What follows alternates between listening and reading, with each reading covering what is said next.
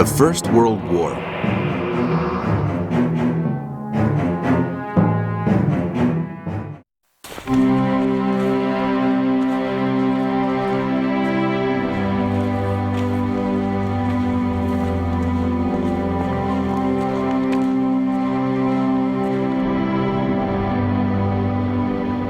In the year 1916, the Allies spread their war efforts from the Ottoman Empire to Mesopotamia, Arabia, and Palestine.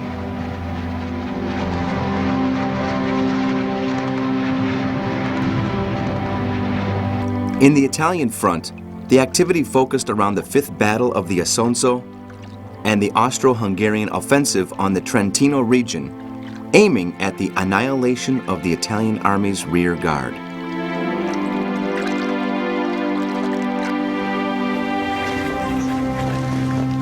Notwithstanding its declared neutrality, Greece was accused by the Allies to help the Central Empires, and thus an expeditionary force ousted King Constantine I and prompted a provisional government in Thessaloniki that immediately declared war on Germany. Regardless of that, the king remained in power in Athens, driving the country to the brink of a civil war and compelling Allied armies to set a blockade on it.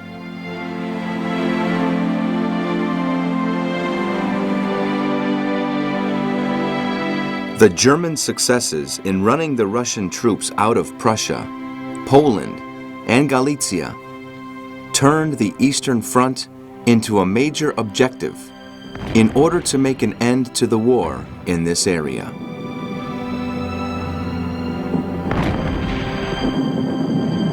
"1916 was a year of mammoth fights.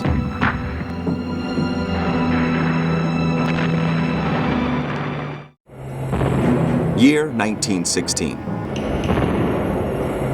The Great Offensives.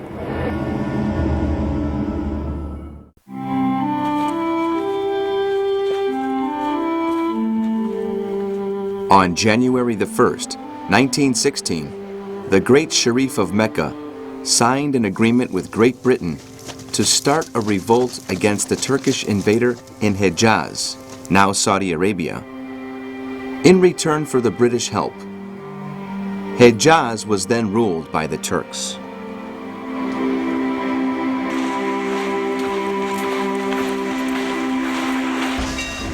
The British command appointed the Welsh Colonel Thomas Edward Lawrence as assistant to the Sharif. He was later to be known as Lawrence of Arabia. He fostered and led the Arab revolt and succeeded in gathering a united army out of the several corps the tribes had raised against the Turks.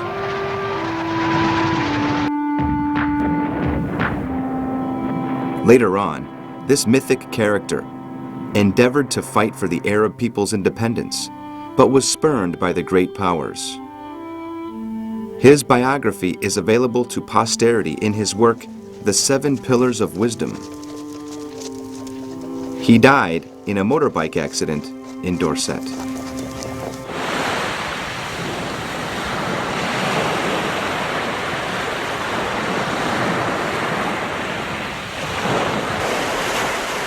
In the early weeks of the year, the British fleet had used for the first time, and with a fair success, the depth charges in its struggle against the German U-boats.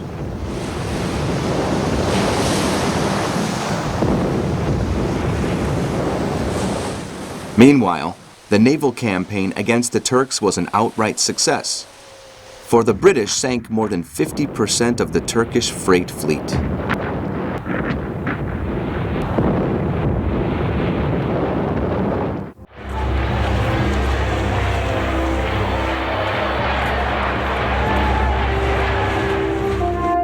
British War Minister Lord Kitchener's appeal for volunteers was still booming. In the beginning of 1916, the British Expeditionary Force was reinforced with 6 new armies, the amount of soldiers growing to 10 times the initial figure. The British Army included 70 divisions, out of which 24 were new and waited for their marching orders. The newly appointed Supreme Commander of the British Expeditionary Force, Sir Douglas Haig, and the French General Joseph Joffre had almost rounded off the offensive plan of the attack against the River Somme. But the Germans were also making plans on their own. In the months to follow, both sides were to plunge into the most blood-spilling stage of the war up to then. The German objective was to compel the French to fight a great battle that would drive them to surrender.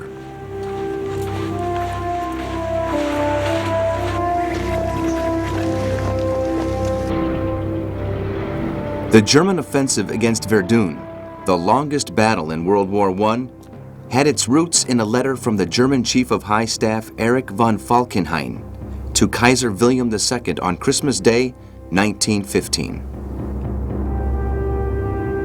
In this letter, Falkenhayn argued that the key to winning the war was not in the Eastern Front, but in the Western. He had had information according to which war had raised such discontent among the Russian population that pretty soon a revolution would force them to retire from it.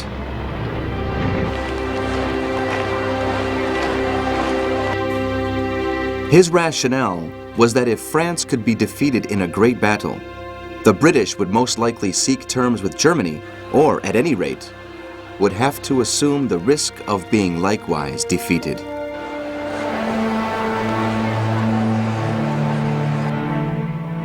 Falkenhayn stated that Great Britain was instigating the Allied war effort against Germany and was therefore to be driven out of the war.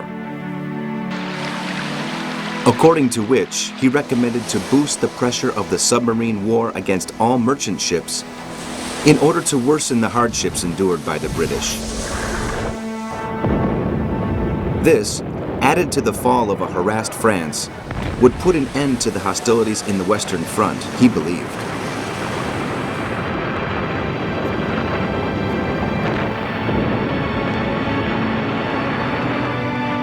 The Kaiser followed Falkenhayn's advice and ordered his navy to be more aggressive in the sweeping submarine war, even if knowing that it would increase the risk of drawing the United States to the war.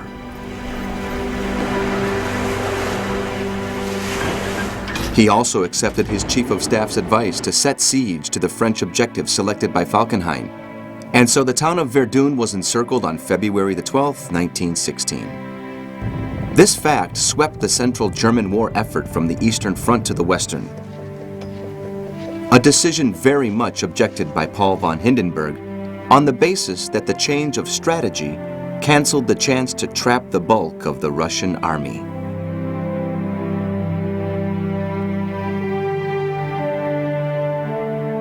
The decision to make Verdun the focus of the German offensive was a shrewd one. In the first weeks of the war, the French had lost their faith in the usefulness of defensive strongholds, and therefore the importance of Verdun had been downgraded. But Verdun rang a strong psychological chord in the French minds. The stronghold had stood silent since Roman times, and its Celtic name meant fortress upon the ford.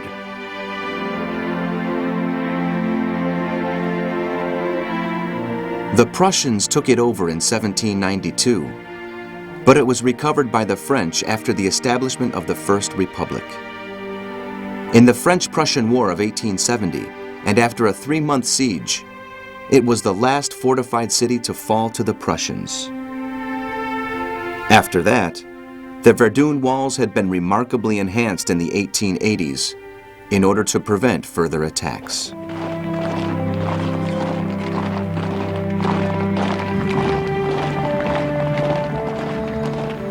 Falkenhayn's plan was to subject Verdun to a thorough shelling in order to attract the bulk of the French troops and, through heavy losses, undermine their fighting morale to surrender.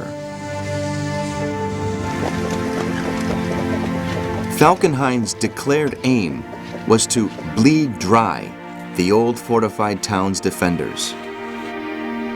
The fact of Verdun being along the German lines was an additional asset, for it could be thus attacked from 3 different positions.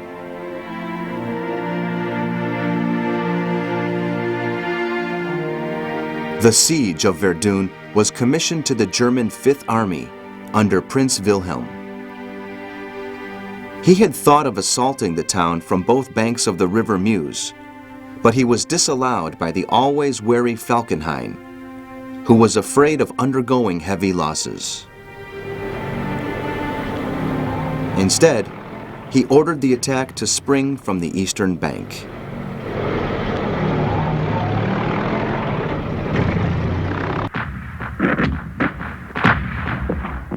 It was originally planned for February the 12th, 1916, but was postponed to the 21st due to bad weather. The German offensive was heralded by a barrage from 1,300 artillery pieces, firing for 21 hours, and firing gas bombs too. 6,000 experts from the assault troops, some of them with flamethrowers, and 145,000 soldiers from the 5th German Army, made the bulk of the main attacking force spread along the 8 miles front north of Verdun.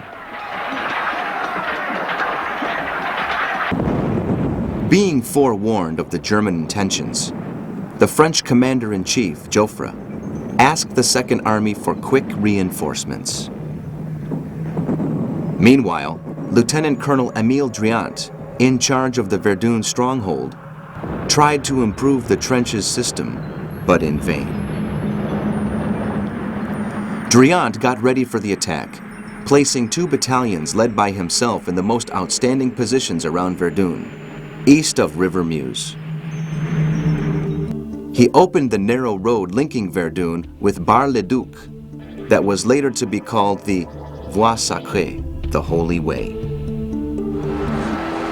This road was often caught under the German artillery's fire, and so the maintenance team specifically gathered for this task had to strive to quickly patch it up.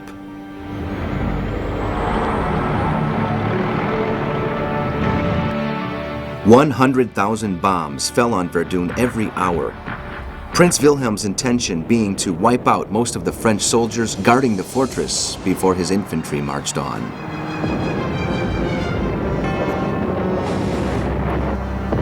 A scout patrol was sent after this first round of shelling. They came back to report that half of the French force was still standing. Amazed by this incredible resistance, Prince Wilhelm ordered to resume the shelling. By the end of the first day, the German forces had only succeeded in taking over the first rows of trenches, much less than expected. But Driant himself died in the battle, and his 2 battalions were crushed.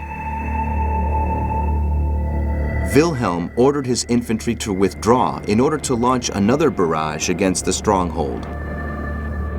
Thus, he lost the chance to take advantage of the confusion he had hurled the French into, and allowed them to take positions against his troops' advance across the river.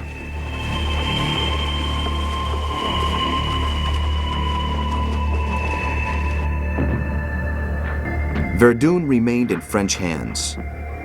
The soldiers, still alive, sent a report to the French headquarters announcing Driant's and his commander's death and the heavy losses they had suffered.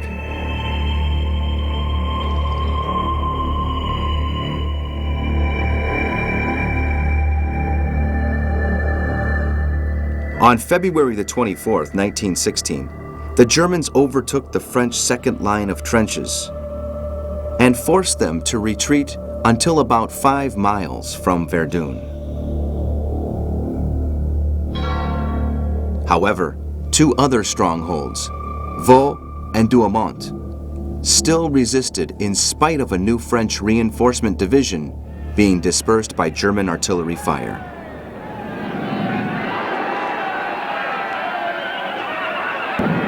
Douaumont fell on the next day.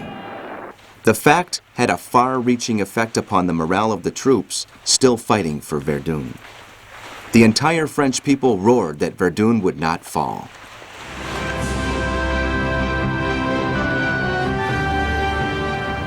The French commander-in-chief, Joffre, issued an order with the specific warning that all heads yielding land to the Germans would be court-martialed.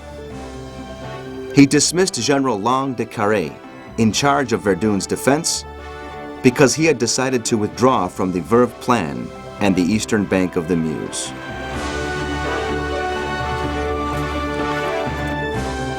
To stand in lieu of Lange de Carré, Joffre promoted Henri-Philippe Pétain, a talented officer whose promotion inside the army had been checked by his Diaz against the "to attack at all costs" motto. He believed this was a recipe for disaster. He was one of the few commanders who admitted that defensive technology had improved quicker than offensive technology.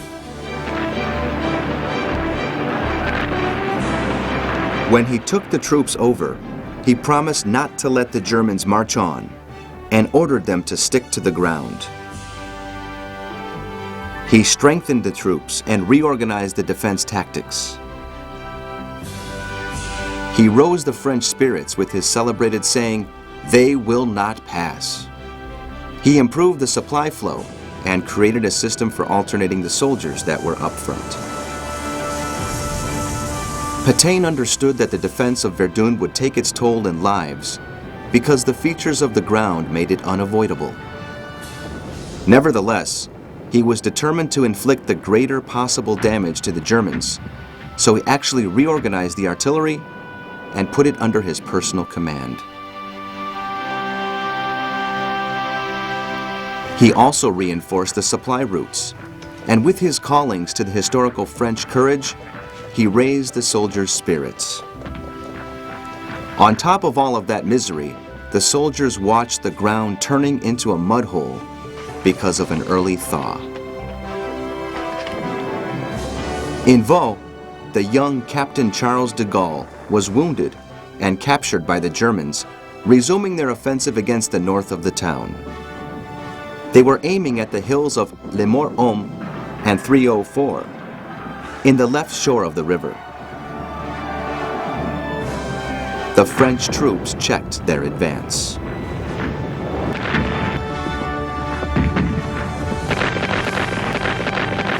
The rest of the month, Wilhelm launched several attacks against the French reinforcements, persistently shelling the downtown.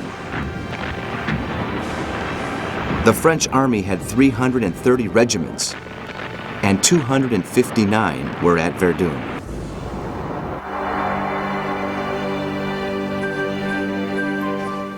The Third Great German Offensive was launched on April the 9th on both sides of the northeast Verdun hills.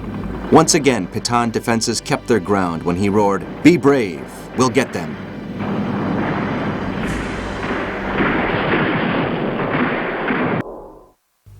On May the 1st, the day when the Dutch citizen Margarita Zell, exotic dancer acting under the name of Mata Hari, was declared to be a spy for the Germans, General Pétain was promoted and took in charge the Central Army. His substitute in Verdun, the aggressive General Robert Nivelle, was sure that the best strategy to protect the town was to launch powerful attacks against the German troops. The Le Mort-Homme crest was eventually taken by the Kaiser's soldiers on May the 29th, and after a very hard struggle, Vaux fell on June the 7th. Vaux was on the eastern bank of the River Meuse and had resisted the persistent shelling since the outbreak of the battle in February. But the water deposits being empty and the town laying in ruins, it was impossible to stand. After taking Vaux, Prince Wilhelm felt so impressed by the French soldiers' valor that he congratulated their commander, Raynal, for having stood so long.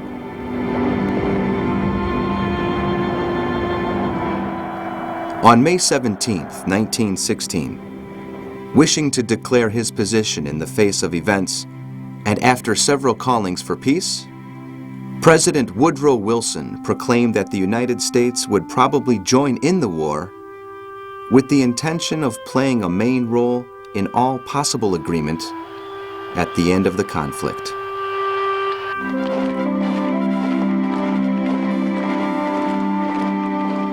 The Germans disregarded these warnings, and enthused by their success at Vaux, they almost broke through the French lines by the end of June, when they reached Fort Souville, only a few yards off their long-lasted objective, Verdun. At this stage, the Germans took a new step forward in the chemical war. The gas phosphine turns to hydrochloric acid when inhaled and destroys the soldiers' lungs. Joffre insisted before the British government, asking for a great diversion offensive in another sector of the Western Front in order to split the German forces and relieve the pressure on Verdun. But it was the Russian Brusilov's offensive that did the job in the Eastern Front, forcing the Germans to send urgently 15 divisions from the front at Verdun to the east.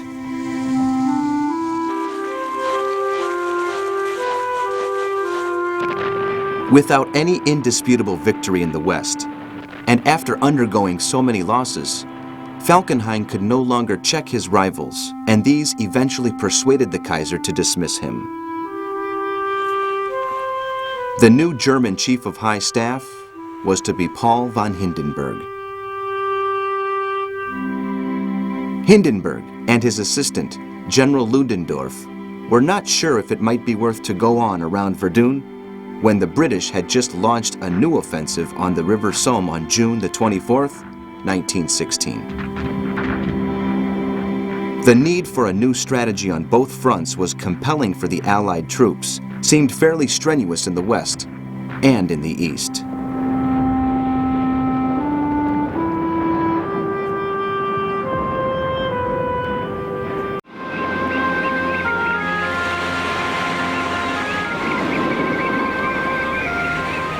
In 1916, the German High Sea Fleet welcomed a new commander, Reinhard Scheer. He was a strong upholder of offensive operations, and relying on the safety of his codes, he planned a new series of assaults on the British coast. Knowing that the Great British Fleet was at quay at Scapa Flow in the north of Scotland, he was sure to have time enough to attack and withdraw without being cut off.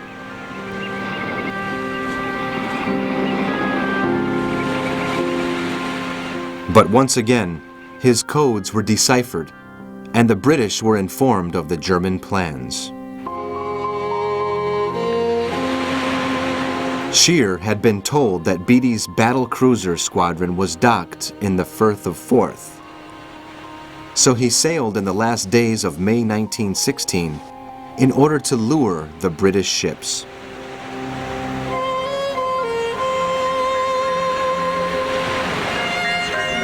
Hipper would sail as the fleet's spearhead with a squadron of cruisers.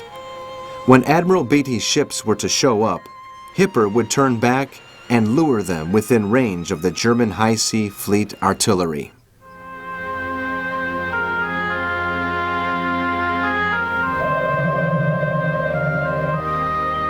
Unfortunately for him, Scheer ignored that more than 150 Royal Navy ships under Jellicoe's command were covering Beatty's squadron rearguard in the North Sea.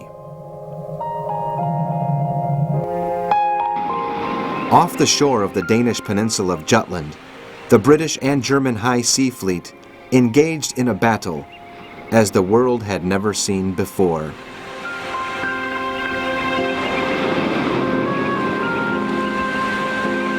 For the traditionalists ruling the British Admiralty, this was the action they had been gearing up for all their lives, their destiny.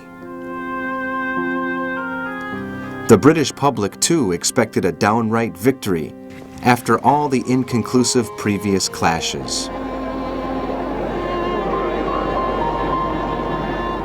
On May the 31st, 1916, both fleets clashed in the North Sea waters due to a merchant ship acting as catalyst.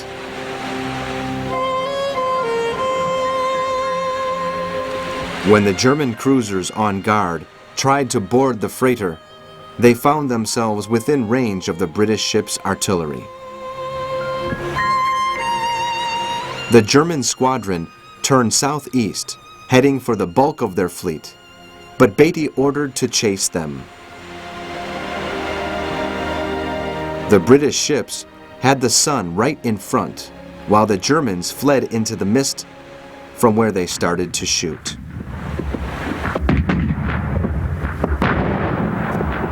The cruiser Tireless was hit and disappeared in the sea after a powerful explosion. Soon after, the Queen Mary collapsed under the enemy's fire and sank rapidly. 1,200 men were killed. Beatty's flagship, the Lion, also caught fire under the German broadsides.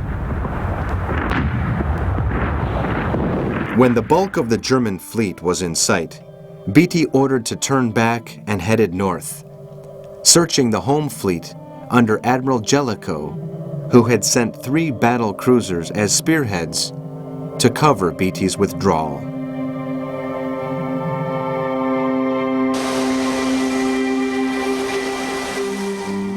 Admiral Hipper's ships found them right in front and underwent a true firestorm from the British naval artillery that hit the cruisers Lutzow, Wiesbaden, and Pillau.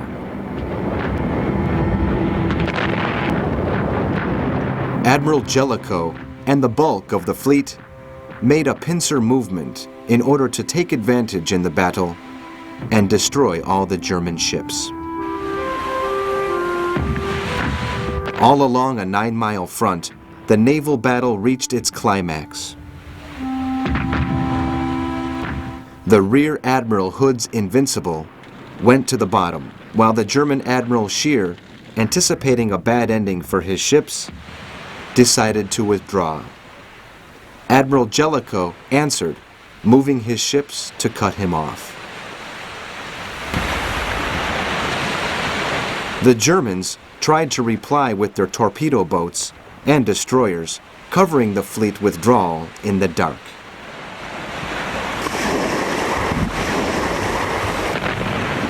Scheer's operation was a success at a cost of 4 cruisers and 2 destroyers. The night and Jellicoe's fear of a torpedo attack put an end to the Battle of Jutland.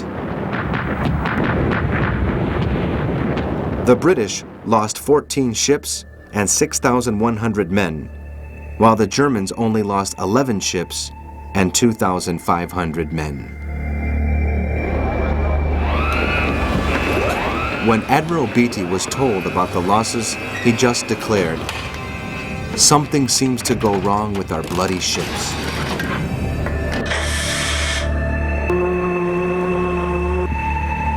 In the short term, Scheer claimed the victory, for the British had lost more ships and more sailors than the Germans. But the heavy-rigged British cruisers had inflicted serious damages to most of his ships. In June 1916, Jellicoe could report that the Royal Navy was ready for action again.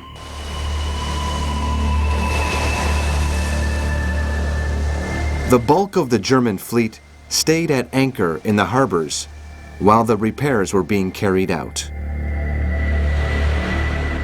On August the 18th, 1916, in a new attempt of shelling the harbor of Sunderland in eastern England, the Germans lost the cruiser Westfalen. But at the same time, German U-boats sent to the bottom the British cruisers Nottingham and Falmouth. On both sides, the ships withdrew.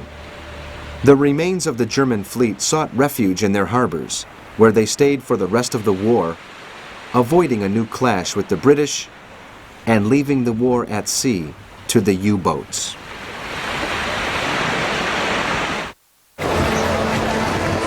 In Great Britain, the celebrations aborted. The greatest victory since Trafalgar had not been achieved. Jellicoe was the scapegoat in the following investigation and debate, paying the price for the Royal Navy's mistakes. He was appointed First Lord of the Admiralty so that Beatty could take in charge the home fleet.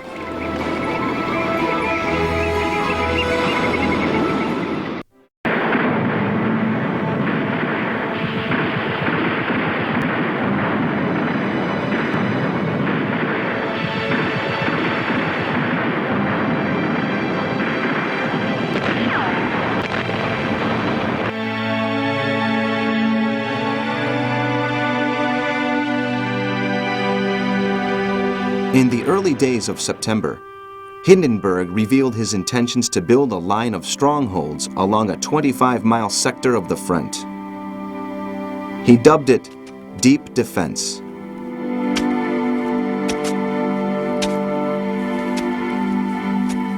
On October the 24th, the French troops retook Douaumont, and on November the 2nd, it was Vaux's turn. After a break, General Robert Nivelle launched the final offensive to regain the land fallen to the Germans at the beginning of the attack. It is thought that the French suffered 350,000 losses in this battle, and the Germans 334,000. Its only definite effect was the irretrievable damage undergone by both armies. No strategic or tactic benefit was ever reaped by anyone, but the Germans had failed in their intentions of crushing the French army.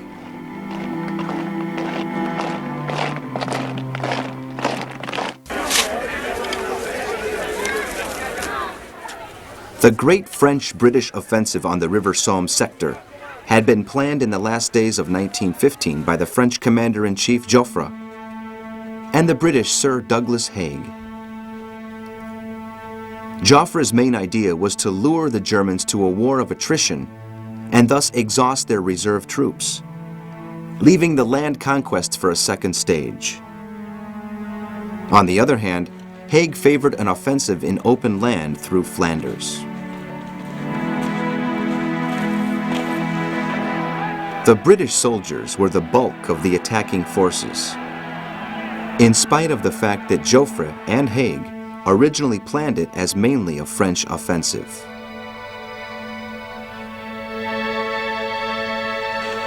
But the German offensive at Verdun had practically drained all the French forces to the area.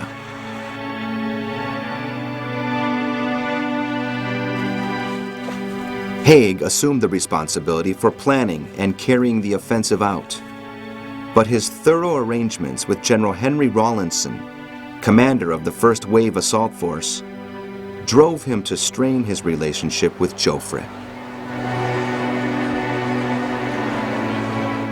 The Germans had taken the hills around the Somme in the first weeks of the war. Under the hard and calcareous soil, the Germans had dug deep shelters and high trenches. They were well supplied and ready to stand a long siege and protect their communications in the rear. On ground level, machine guns covered every possible attack angle. In front, just barbed wire or mined land. British and French thought the Somme sector easy to overrun, and the assault started on June the 24th, 1916. Heralded by an 8 days and 2,000 artillery-piece barrage shelling.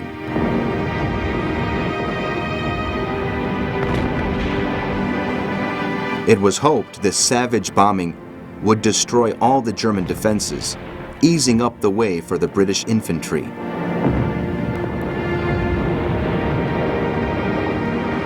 They had devised an underground net of phone wires to help the observation officers to check and correct the artillery fire during the battle.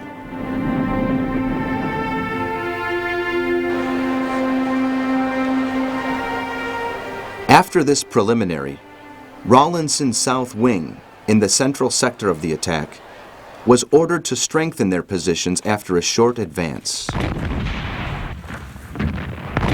Rawlinson's troops engaged the battle, heavily loaded with victuals.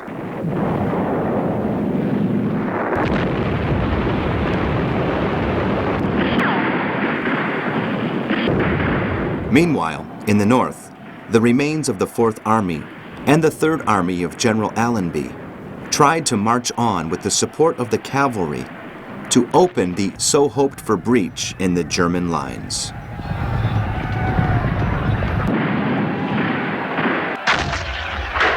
As an old cavalryman, Haig was sure that the knockout blow would be delivered by this kind of troops.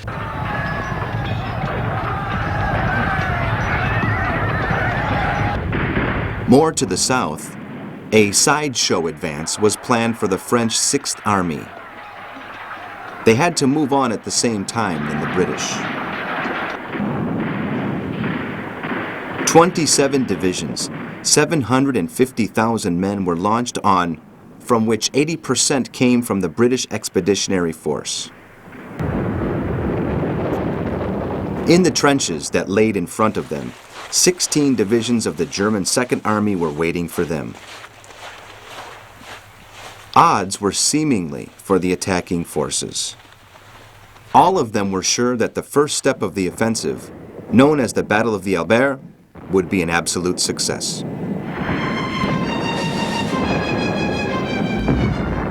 But the preliminary shelling didn't destroy the front lines protected with barbed wire, and much less the concrete shelters so well built by the Germans. Most of the ammunitions the British employed were defective, badly manufactured, and useless. Many charges didn't fire, and even today, the farmers of the area still dig up several tons per year of this junk that never worked.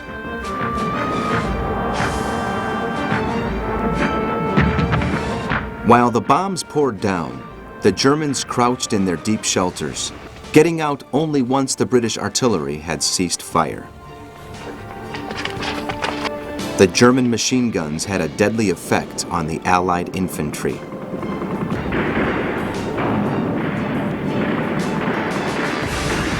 The attack began at 7:30 a.m. on July the 1st. 17 underground mines were detonated under the German trenches. One of them exploded 10 minutes before the appointed time, thus warning the Germans of the impending assault.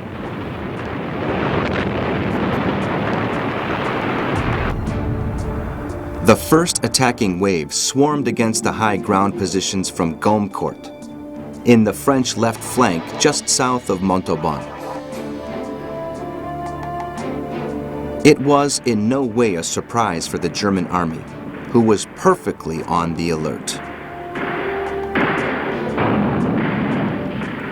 Believing they would find scarce resistance and loaded with their heavy supplies, the British troops found themselves under machine gun crossfire. The heavy lives toll was the reason of the absolute failure when they tried to break the first barbed wire lines and to destroy the German underground shelters.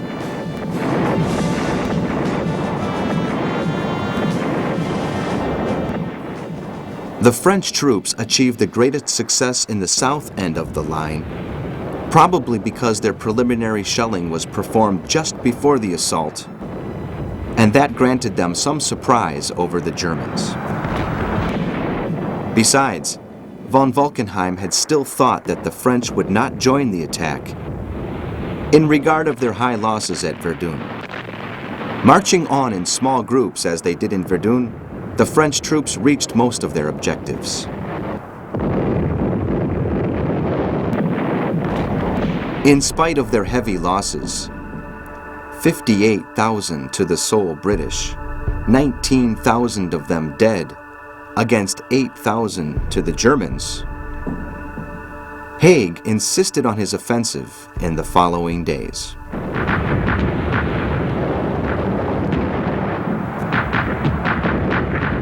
They made some advances, but these were too short or eventually repelled.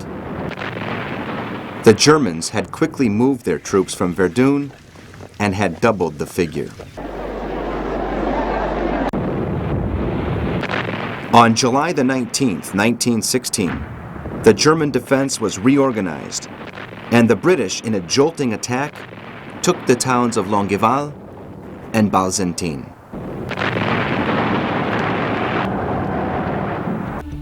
On the 23rd, the Australian, English, and New Zealander troops resumed their offensive with an attack known as the Battle of Pozières, northeast of Albert, a town that also fell to them on the 25th.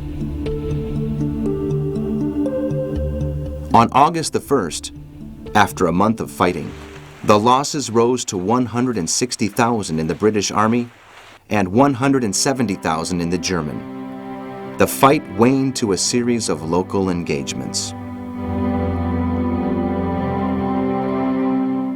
In the early days of September, the 10th French Army joined a southern attack along a 12-mile front. Meanwhile, the British resumed their offensive and took the town of Guillemont, but failed to destroy the German positions in Haut-Forêt. After 2 months of struggle, the Allied had taken the German second defense lines, something they expected in the very first days of the offensive. On September the 15th, 1916, the British troops started the Battle of Flers-Concelet. The tanks made their debut, plunging the enemies into panic.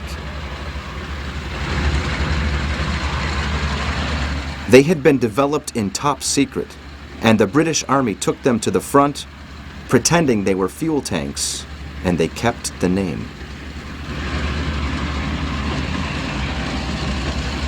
They had 50 units, but only 24 joined in the battle due to mechanical malfunctions, low speed, and short range, less than 15 miles. Regardless of the first shock, they had no bearing in the battle.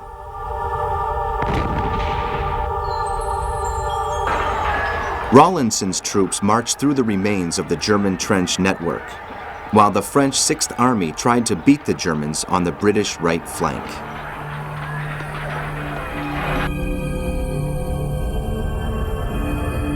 The Canadians took in charge the northeast side of the Albert, Bapaume Road, and they had to leave behind their 7 tanks in order to take the town of Courcelette. A little more to the south, the Scottish 15th Division, with the support of 1 tank, took over Martinpuich.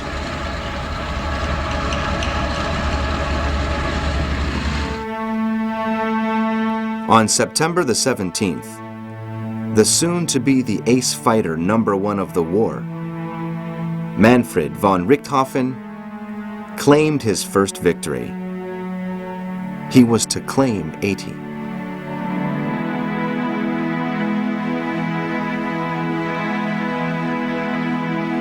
Haig resumed the attack with an offensive spearheaded by 13 tanks and was able to take the town of Thiepval, but his march was too slow.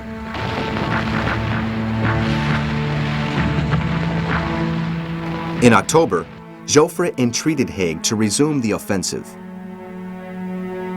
At that moment, the French forces were attacking in Verdun too, and gaining some land. Joffre worried over the possibility of the British releasing their pressure on the Germans. He didn't want them to send back reinforcements to Verdun. On November the 13th, the newly assembled British 5th Army started the Battle of Ancre, seizing the stronghold of Beaumont.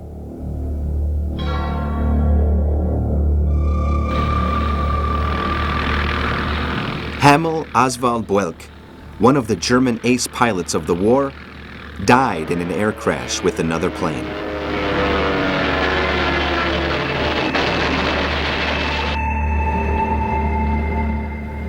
In spite of their slow but relentless advance, wariness, bad weather, and snow put the British to a halt on November the 18th.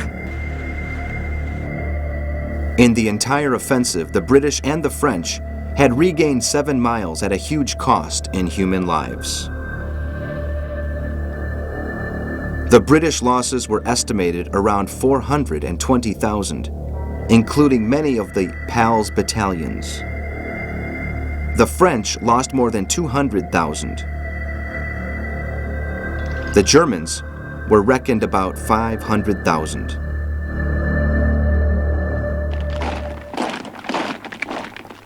Sir Douglas Haig's behavior in the battle was and still is a subject for debate. His rivals argued that his battle strategies were no more than badly schemed tactics, and that being so strong-minded made him keep to them, heedless of any suggestion. Others considered Haig's action as compelling, for the French needed the offensive on the Somme to relieve the pressure on Verdun. The Battle of Ancre put an end to the offensive of the Somme. The British troops didn't reach all the objectives they had planned. Anyway, to the British collective mind, the Battle of the Somme stayed as another word for senseless butchery.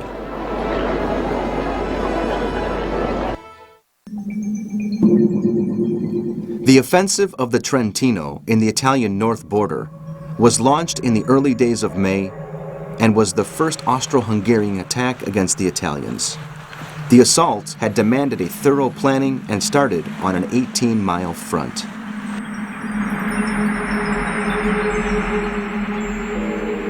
The troops under the Austro-Hungarian Archduke Eugen broke through the Italian lines under General Brusati, but they found in bad ground conditions a setback, allowing the Italians to regroup.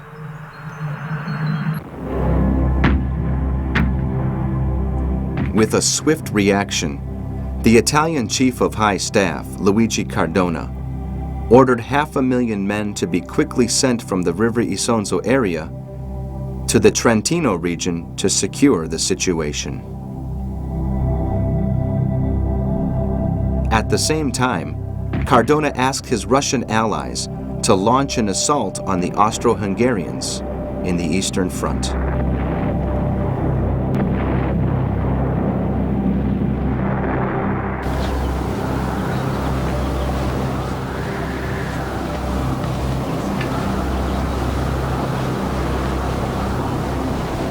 Led by Alexei Brusilov, the Russians started their offensive on June 4, 1916. This offensive, called after its general, began on the same day the British launched their attack on the Somme. Both attacks were launched to relieve the pressure on the French at Verdun. The Brusilov offensive was designed in the early days of April by this general and the Tsar Nikolai II himself. Although the Austro-Hungarians outnumbered the Russians and thought their positions to be impregnable, 2,000 Russian artillery pieces proved them wrong, opening breaches in the Austro-Hungarian trenches in more than 50 different points from south of Pinsk to Chernovsky. In 2 days of struggle, the Austro-Hungarians lost 130,000 soldiers.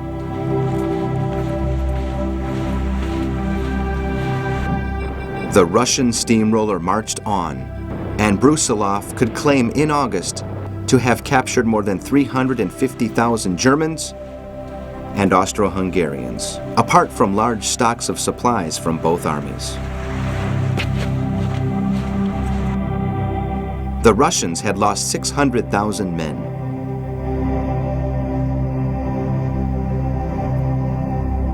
In September, The Tsar troops had pushed 40 miles back the Austro-Hungarians in the whole front, and the prisoners' figure reached 500,000.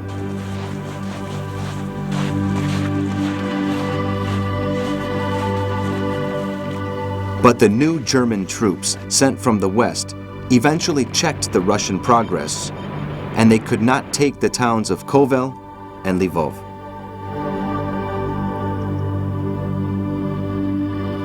The Russian action prompted Romania to take sides with the Allies and to launch in August an assault on the Austro-Hungarian region of Transylvania. The offensive was repelled, and the Austro-Hungarian troops, supported by Bulgarian and Turkish soldiers, burst in Romania in November, getting thus hold of its huge oil reserves. The German general Erich von Falkenhayn had not been misinformed when he said the unpopularity of the war was stepping up in Russia. Nearly 15 million men had been forced into enlisting in Russia, and that was very frustrating for many families. On the other hand, and to cope with the huge war expenses, the government had to raise unreasonable taxes.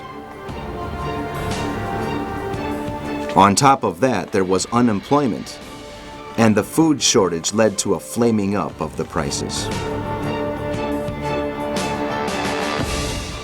Tsar Nikolai II ruled as an autocrat over a basically agricultural empire.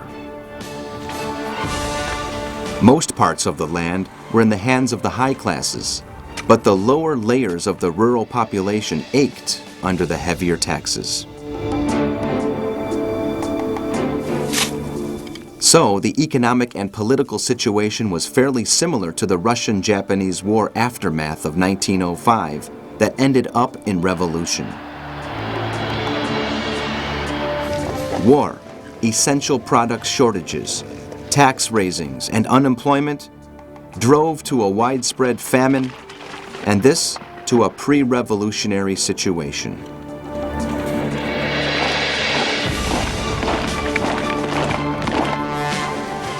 On December the 31st, 1916, the right-hand man of the Russian imperial family, and particularly so of the Tsarina, the monk Rasputin, was murdered in Petrograd, St. Petersburg, by some aristocrats that dumped his body in the river.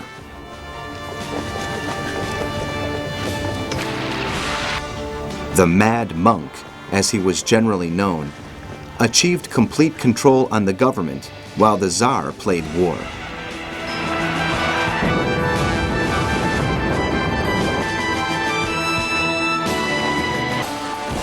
Court intrigues and the first innings of an opposition movement to Tsarist Russia threw him down.